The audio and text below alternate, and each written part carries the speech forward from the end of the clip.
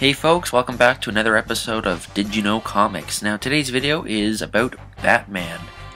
Now back in Batman's first appearance in the early days of his comics, he used to use a lot of guns. He wasn't much of a major crime fighter and really was more of a detective, so when criminals got in his face, he just blew them apart. Now Bob Kane, one of the original creators of Batman, later went on to change this since he didn't feel that a gun-toting Batman was proper. Especially since his parents were killed by guns. So yeah, Batman hates guns, so doesn't use them anymore. And here is one of the first Batman concept art drawings, and my god, it looks stupid. So back in 1954, there was a book called Seduction of the Innocent, written by Dr. Frederick Wertham, a German psychiatrist who believed that violence in comic books and other literature for kids was the ultimate driving force to juvenile delinquency.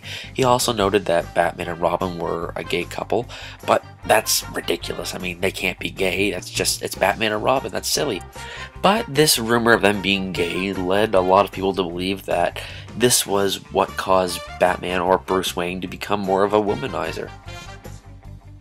Now, Hugh Hefner is a huge comic book fan.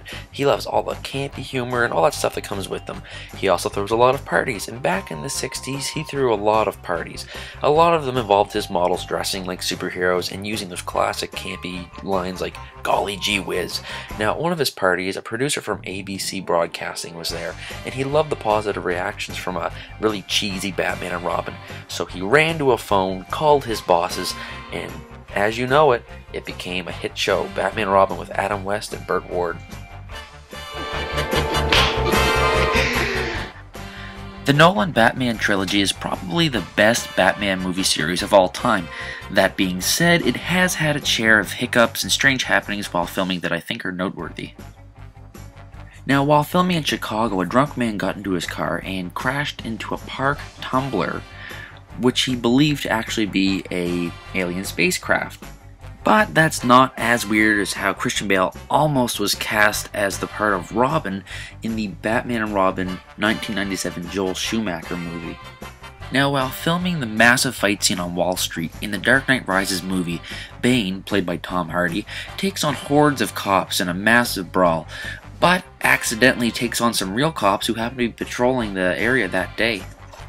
Now, originally, Batman's villains were more animalistic than they are now. Now, Catwoman used to wear a very furry cat mask like this one in some of her early appearances, and Penguin was based on this penguin mascot for cool cigarettes. Now, Gotham City didn't appear in comic books until Detective Comics number 48 in 1940, and before that, Batman lived in Metropolis with Superman, and even in some other cases, he lived in New York. William Dozier, producer of the 1960s Batman show, requested that the comic series add a female character to the Batman franchise since Betty Kane, the former Batwoman, was long gone. The TV show needed a female character and had made this request so that the comics and show could run almost parallel to each other. So, Barbara Gordon suited up and became Batgirl, and by 1967 she was in both comics and in the TV show as well. Now, around this time as well, Alfred was dead in the comics, but upon Dozier's request, was brought back to life by supernatural means, and it was revealed that the villain Outsider was in fact Alfred in disguise all along.